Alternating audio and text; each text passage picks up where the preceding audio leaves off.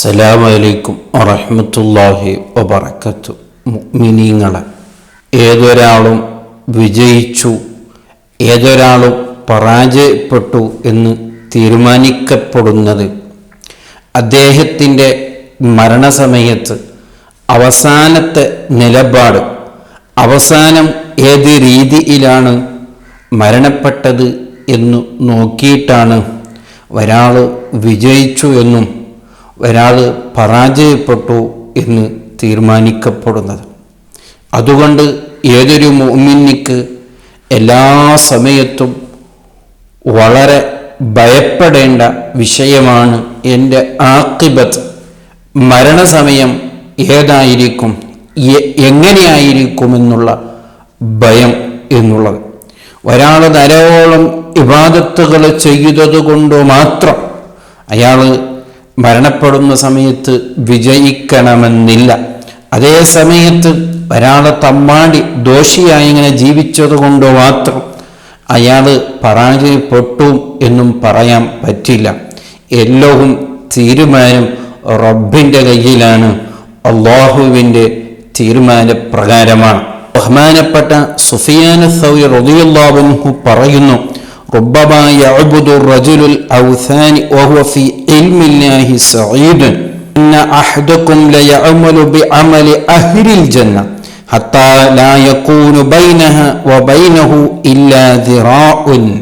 ഒരാൾ അയാളുടെ ജീവിതകാലം മുഴുവനും ധാരാളം ഇബാദത്തുകൾ ചെയ്തു, നന്മകൾ ചെയ്തു, ധാരാളം ചെയ്തു എത്രത്തോളം എന്ന് പറഞ്ഞാൽ അയാളേനി ഏതായാലും സ്വർഗത്തിലാണ് എന്ന അവസ്ഥയിലേക്ക് എത്തിപ്പെടുമ്പോഴാണ് അയാളുടെ മരണം വരികയും ആ സമയത്ത് അയാൾ വലിയൊരു തെറ്റ് ചെയ്യുകയും അതിലൂടെ അയാൾ കുഫറിലായിട്ടോ അല്ലെങ്കിൽ അല്ലാഹുവിൻ്റെ അടുക്കൽ വലിയൊരു തെറ്റുകാരനായിട്ടോ അദ്ദേഹം മരണപ്പെടുകയാണ്.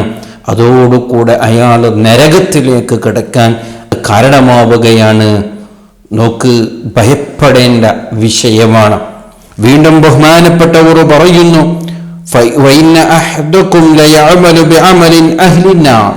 ഒരാൾ അഹ്ലിന്നാർ, നരകാവകാശികൾ ചെയ്യുന്ന ദോഷങ്ങൾ, തെറ്റുകൾ, പാപങ്ങൾ അയാളിങ്ങനെ ചെയ്തുകൊണ്ടിരിക്കുകയാണ്. എല്ലാവരും വിധി പറഞ്ഞു കഴിഞ്ഞു, അയാൾ നരകത്തിൽ തന്നെയാണ്.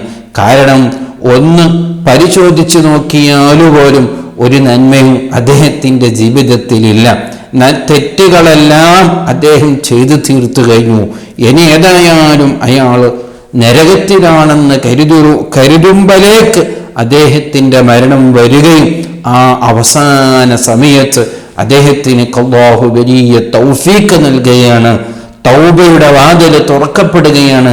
അദ്ദേഹത്തിൻ്റെ മനസ്സിന് എന്തെന്നില്ലാത്ത അല്ലാഹുവിൻ്റെ പേടി വരികയാണ്. അല്ലാഹുവിലേക്ക് മനസ്സുകൊണ്ട് അയാൾ തിരികെയാണ്. പിന്നെ അതോടുകൂടെ അദ്ദേഹം മരണപ്പെടുകയാണ്. അയാൾ വിജയിക്കുകയാണ്. ഇതിലൂടെ നമുക്ക് വലിയ പാഠമെന്തെന്ന് പറഞ്ഞാൽ, ഒരിക്കലും നാം ധൈര്യപ്പെടരുത്. ഞാനൊരു വിജയിച്ചവനാണെന്ന് ഒരിക്കലുപോലും നാം അങ്ങനെ ഒരു ധൈര്യം നമുക്കുണ്ടാകരുത്. ഏതു സമയത്തും നാം ഭയപ്പെടുന്നവരാകണം. അതേ സമയത്ത് ദോഷം ചെയ്യുന്നവരെ കുറിച്ച് ഒരിക്കലും നാം നിസ്സാരതയോടുകൂടെ കാണരുത്. ചിലപ്പോൾ നമ്മളെക്കാൾ അല്ലാഹുവിന് അടുപ്പപ്പെട്ടവൻ, അല്ലാഹുവിൻ്റെ അടുക്കൽ ഏറ്റവും ഇഷ്ടപ്പെട്ടവൻ അവനായിരിക്കാം നമ്മളെക്കാൾ എന്നുള്ള ബോധം, പേടി നമുക്കുണ്ടാകണം. ഓരോരുത്തരും അവൻ്റെ അവസാനത്തെ സമയം കാത്തിരിക്കേണ്ടതാണ്.